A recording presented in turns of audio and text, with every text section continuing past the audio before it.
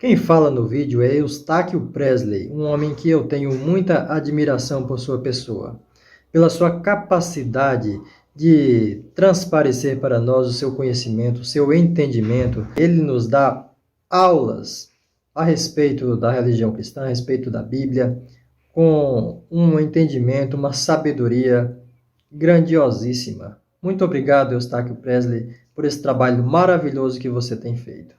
Tenho aprendido muito com este homem. O link está abaixo na descrição. Bom dia! Hoje são 12 de outubro de 2022, quarta-feira, Brasília, Distrito Federal, Brasil. Hoje, na Rede Globo de televisão, às 21h30, o jogo Corinthians e Flamengo. Meu amigo Edson Martins torce pelo Corinthians. Então hoje, Corinthians e Flamengo, na Rede Globo de televisão.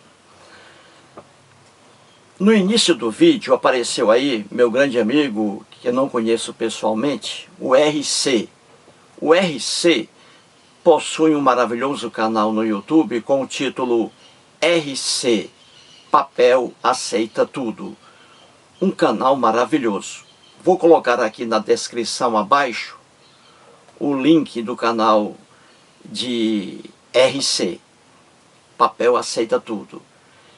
Ele faz vídeos, ele adora lives.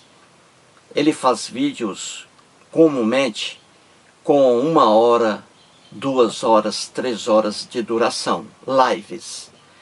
Ele é, com certeza, o ateu que mais produz lives. Excelente o canal dele, RC. E ele fala com propriedade e de forma pausada, de forma bem lenta, para explicar bem o ponto versado por ele. Então, o RC, Papel Aceita Tudo, é um excelente canal no YouTube. Conheça lá o canal dele, o link aqui abaixo. Muito bem, gente. Antes de entrar aqui em mais um erro na Bíblia, e ali nos relatos da criação, os dois, trago novamente aqui o livro de Alfred Laplace. O Alfred Laplace foi um sacerdote cristão católico, muito amigo do Papa Joseph Ratzinger, Bento XVI, grande amigo dele, vários livros publicados. Alfred Laplace foi doutor em teologia e em filosofia. E aqui o livro dele, A Bíblia Hoje, documentação de história, geografia e arqueologia. Já mostrei isso aqui em outros vídeos aí. Na página 37 deste livro, ele diz que um leitor não pode levar a sério, ao pé da letra, os dois relatos que estão em Gênesis, na Bíblia, sobre o universo, sobre o homem. Ele aqui foi muito honesto neste livro aqui. Ele foi bastante honesto. Você não pode levar a sério os dois relatos que estão na Bíblia sobre a criação do universo e do homem.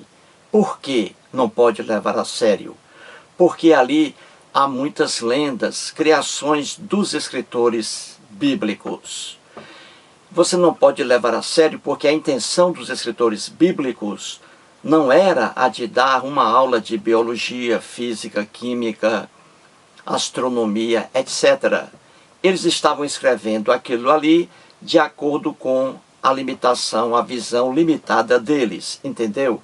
Então você não pode levar a sério os dois relatos da criação em Gênesis, na Bíblia, como se fossem aulas de física, química, biologia, botânica, antropologia, etc. Você não pode levar isso a sério. Então aqui o Alfred Laplace foi muito honesto aqui, nesta afirmação dele, colocada na página 37 deste livro aqui. Certinho? Então vamos a mais um erro por causa da ingenuidade do relato bíblico. Vamos lá. Leitor amigo, estou fazendo uma rápida análise sobre algumas passagens bíblicas acerca da criação, que está presente nos dois relatos de Gênesis. Até agora, em 9 vídeos, apresentei 11 erros muito ingênuos. Eis os erros. O primeiro, o sol criado depois da terra, das águas, das plantas e das árvores. O segundo erro, a lua, um luzeiro, criado para iluminar a terra durante a noite. Terceiro erro, as estrelas criadas também para iluminar a terra. O quarto erro, plantas e árvores criadas antes do homem, no primeiro relato, e o contrário, no segundo relato. Quinto erro, homem e mulher criados ao mesmo tempo, no primeiro relato, e o contrário, no segundo relato. O sexto erro, animais irracionais criados antes do homem, no primeiro relato, e o contrário, no segundo relato. Sétimo erro, o dia e a noite sem a existência do sol. O oitavo erro, as águas surgindo antes da existência do sol. O nono erro, a existência de águas acima dos céus. O 10º erro, os animais domésticos, segundo sua espécie. E o 11º erro, plantas e árvores terrestres criadas antes dos animais aquáticos. Para esse vídeo, mais um erro, o 12º erro, o universo criado em 6 dias. Quem está acompanhando essa série já sabe que existem 2 relatos lendários acerca da criação na Bíblia. Veja, leitor, o quadro abaixo. Temos aí o livro de Gênesis, que é o primeiro livro da Bíblia. Muitos cristãos não sabem disso. O primeiro livro da Bíblia é o livro de Gênesis. Vamos estudar a Bíblia, vamos ler a Bíblia. Pois bem, então vamos pegar aí os 2 relatos sobre a criação. Veja aí à esquerda, primeiro relato. Começa em Gênesis, capítulo 1, e a partir do versículo 1. Gênesis 1:1, primeiro relato, à esquerda aí. E diz assim lá na Bíblia: no princípio, ou seja, no início, no princípio, criou Deus os céus e a terra. Esse aí é o início do primeiro relato. E o segundo relato aí à direita, que começa em Gênesis, capítulo 2, versículo 4. Então, em Gênesis, capítulo 2, versículo 4, começa aí o novo relato. E o início está aí. Diz assim: esta é a Gênese, ou seja, este é o início dos céus e da terra quando foram criados, quando o Senhor Deus os criou. Então são 2 relatos aí, gente. Nada de Moisés aí. Se um pastor evangélico lhe disser que Moisés escreveu isso aí, ele está enganando você, porque você não conhece a Bíblia. São 2 relatos aí, e 2 relatos com 2 pessoas aí, pessoas diferentes, que escreveram os textos em épocas diferentes e com pontos de vista diferentes. E aí, comparando um com o outro, muitas contradições e erros aí, entre um relato e outro. Vamos lá. Vejamos mais um erro hoje, que é o tempo da criação do universo. Então vamos lá. Temos aí à esquerda a visão da Bíblia, ingênua, porque é uma lenda. Segundo a Bíblia, o universo, planetas, sóis, luas, galáxias, bilhões e bilhões de galáxias, bilhões e bilhões, tudo isso aí foi criado em 6 dias. na Bíblia, porque é uma lenda, não é conhecimento científico. Então, o universo foi criado em 6 dias. Já à direita aí temos a ciência. O universo aí foi criado ao longo de bilhões e bilhões de anos, 13 bilhões de anos. Já na Bíblia, o universo foi criado em apenas 6 dias, no primeiro relato. No segundo relato, nada sobre dias. Então vamos lá. No primeiro relato da criação, a partir do primeiro dia está escrito. Veja aí, gente. E aí temos primeiro dia, segundo dia, terceiro dia, quarto dia, quinto dia, sexto dia, e aí o sétimo dia. Em destaque o quê? Sábado, o dia de sábado. Então aí uma semana. Na lenda bíblica, o universo foi criado em uma semana. E aí a criação terminou na sexta-feira e, na lenda bíblica, o Deus hebreu, muito cansado, coitado, descansou no sábado. Então você vê aí facilmente que o escritor bíblico que escreveu o primeiro relato, ele quis dar destaque na criação dele ao dia de sábado. Ele quis destacar isso aí. E aí ele inventou a criação em 6 dias, para aí a entidade descansar no sábado. Então, em cada criação, existe essa expressão aí na Bíblia. Vamos lá. Houve tarde e manhã, o primeiro dia. Houve tarde e manhã, o segundo dia. Houve tarde e manhã, o terceiro dia. Houve tarde e manhã, o quarto dia. Houve tarde e manhã, o quinto dia. Houve tarde e manhã, o sexto dia. E aí, no sétimo dia, o descanso aí do Deus hebreu, na invenção do escritor hebreu. Então você vê aí que ele quis destacar o dia de sábado, porque o povo hebreu, por tradição, já guardava aí o dia de sábado. Certinho, gente? Vamos lá. Mais uma ingenuidade bíblica, amigo leitor. Antes de qualquer coisa, é preciso entender o contexto bíblico. Quando esse texto foi escrito, o povo hebreu, por tradição, descansava no dia de sábado. Outros povos descansavam em dias diferentes. Até hoje, ano 2022, são variados os dias de descanso. Os católicos, por tradição, descansam no domingo. Os adeptos do islamismo, na sexta-feira. Entendeu, leitor? Cada povo escolhe dias diferentes. Assim sendo, os hebreus repousavam no dia de sábado. O escritor hebreu que escreveu o primeiro relato, diferentemente do segundo escritor, criou seu texto com a intenção de terminar a criação na sexta-feira, para que o Deus hebreu descansasse no sábado. Entendeu, leitor? Por isso mesmo, colocou essa ingenuidade em seu texto, a de que o universo foi criado em apenas 6 dias.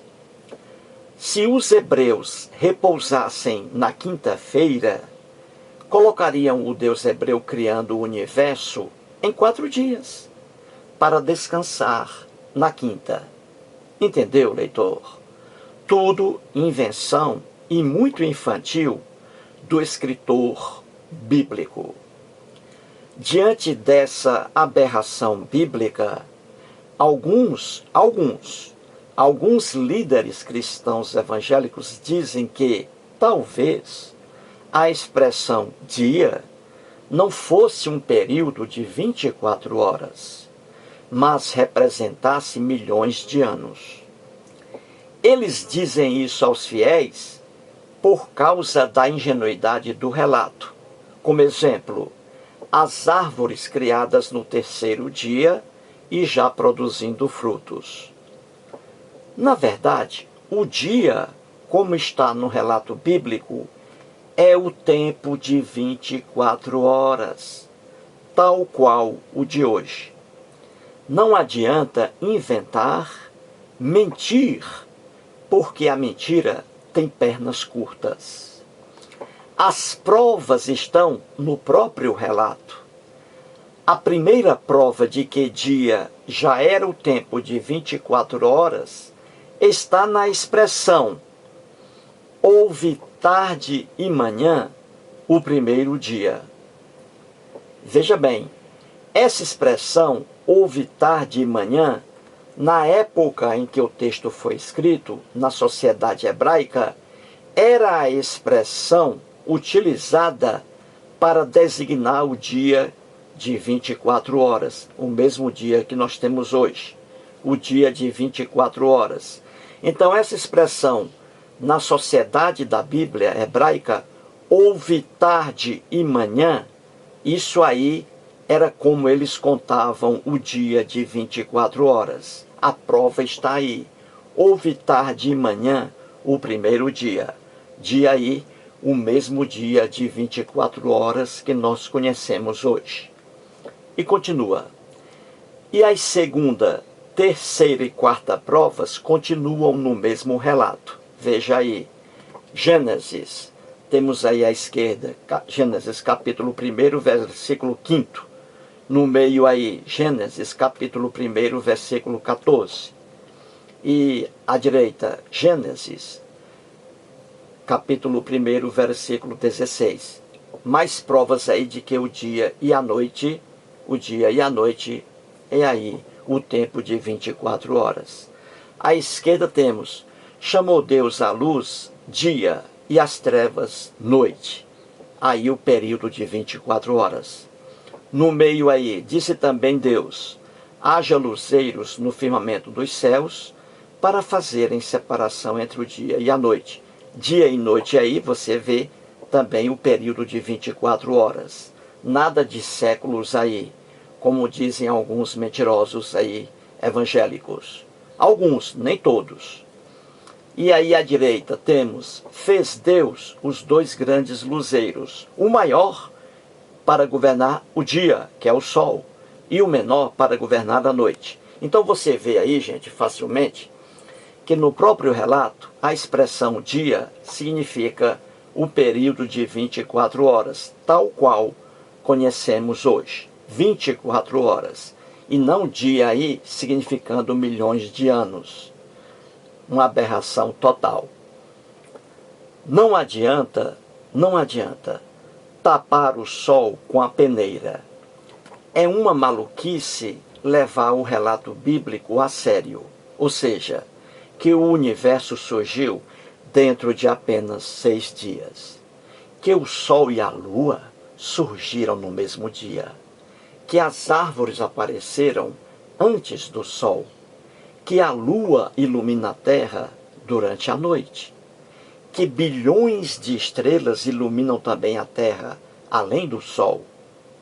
A Bíblia não é um livro científico, mas religioso. É fácil entender isso. O escritor bíblico, ao escrever, não queria dar uma aula de astronomia, biologia, física, etc.